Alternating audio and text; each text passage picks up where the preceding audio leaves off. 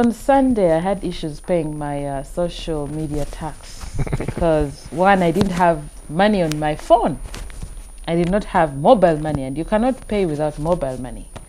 Now, I need to also go and put money on my phone. That is, you have to pay mobile money taxes. Paul, welcome to the show. Thank you. I had a messed up day on Sunday because of all this.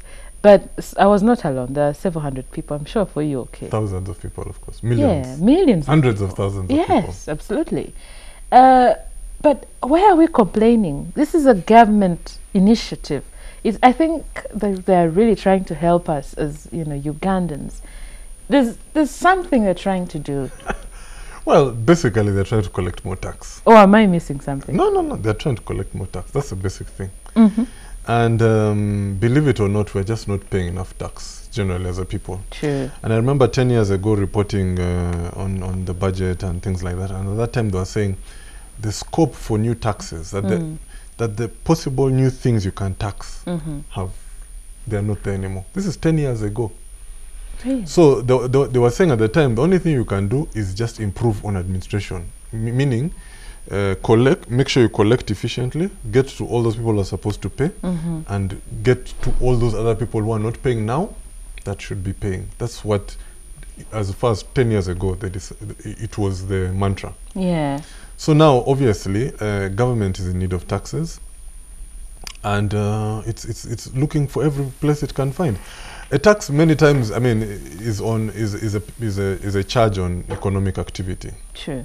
So, mobile money transactions are economic activity. Distribution, where economic activity is the production, distribution, or consumption of a good or a service. So, moving money around is an economic activity which gets taxed. Social media, of course. By the way, people, the president probably, he has his opinions on these things and he thinks it's for Lugambo. But you will be shocked how much marketing of goods and services goes on social media in Uganda. It is a lot. It is a lot. So, 200 shillings is not in fact, those people who are being taxed for advertising or, they're just keeping quiet because they know they should be paying a lot more. Yeah, and this is why I'm asking, why are we complaining? Why shouldn't we embrace this? No, it's a natural thing. I mean, whenever a tax is introduced anywhere in the world, it's not even unique to Uganda. It's going to happen. But I wanted to just put this in perspective. So the government hopes to collect, hopes to collect 16 trillion shillings this year in taxes, revenues. This is going to be if you distribute it among all Ugandans, children and grandparents and everyone, 40 million Ugandans, this is about 400,000 shillings a year tax for every Ugandan. For every Ugandan, yes. The government budget is 32 trillion, which is 800,000 shillings. The government is going to spend 800,000 shillings on every Ugandan in the next financial year. Now, I'm just going to ask a question. If I gave 800,000 shillings in January 1st, how long would you survive? Before even April arrives, it will be April. You've gone far. You've gone far. But look at comparable figures. In Kenya, the government spends 1.6 million shillings, Uganda shillings, on its people. Okay. Double what double, yes. They have about the same population as us, about 49. In Botswana, which is one of those, they have good economy and the people's services are delivered and all that kind of thing. The government spends, what did I see? The government spends 3.2 million shillings per, I think they're called Botswana person. Per person. 3.2. 4 times what Uganda spends on its people. The reason is they collect more tax per person there than they do here. In Uganda, we collect, I said 400,000. In Botswana, they collect 2.2 million. That's good. You see, how do we want to live as people?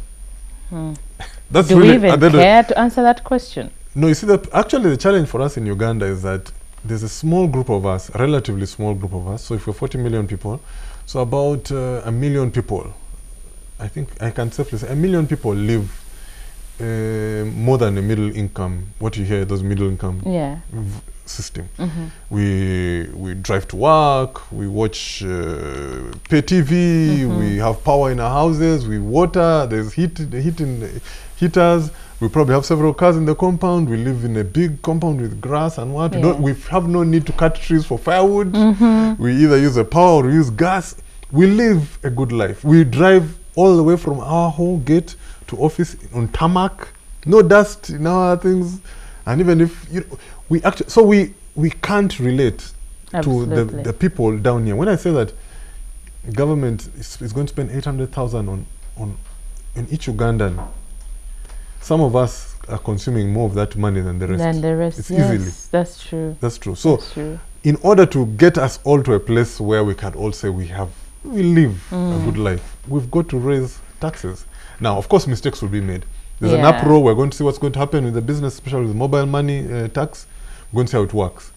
If it fails, then next budget, maybe government will adjust it a bit. But the need for taxes, the need for money, look, imagine you're in your house and you earn, let's say, that 800,000 per month. Per year, I'm saying per year. And your neighbor is living a Kenyan lifestyle of 1.6 million a year. Meanwhile, in the Netherlands, by the government of the Netherlands spends 11 million shillings on each individual of the Netherlands. And your other neighbor is 11 million. Now your kids come to you and say, but daddy, what's wrong with you? Why aren't we having 3 meals a day? Why are we going to a good school? Why don't we have uniform to go to school? You say, but where is the money? You're corrupt. Even I don't even have a lot of money to eat. If at least I was in Netherlands, I can eat at least a kamili. I don't even have a million shillings. Yes. So, okay, there's corruption. And I don't think anyone disputes. But we need to push the collection higher, so that we have something. People are worried that people are worried about corruption actually. But you know, if you think about it, like I hear people saying, it's true. UP is so low budget, but do you know how much they spend on a kid in UP in a year in Uganda? 8,000 shillings. 8,000 shillings includes teacher salaries, includes they call them capitation grants, I think, for buildings and 8,000 shillings is a UP kid per year. Is that really? and that is the budget. We have not even started eating. We haven't even started hammering it. 8,000. What do you expect?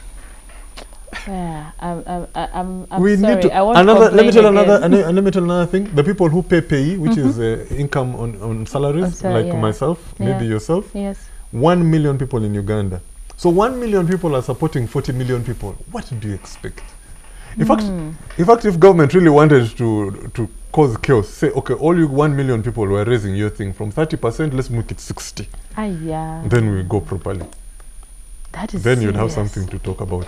But so you see, the services would improve because you have doubled your tax. So we shouldn't complain.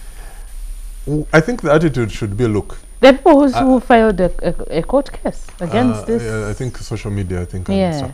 Well, they are within their rights. I mean, and in fact, that's the best way to go, rather than going to the bush. So, so that's the best way to go. But I think the attitude should be, look, and it should be collaborative also, the government. Say, look, these are our needs. Yeah. In order for us to have a UPE school that is UPE students, we need to spend 20,000 shillings a year on every kid.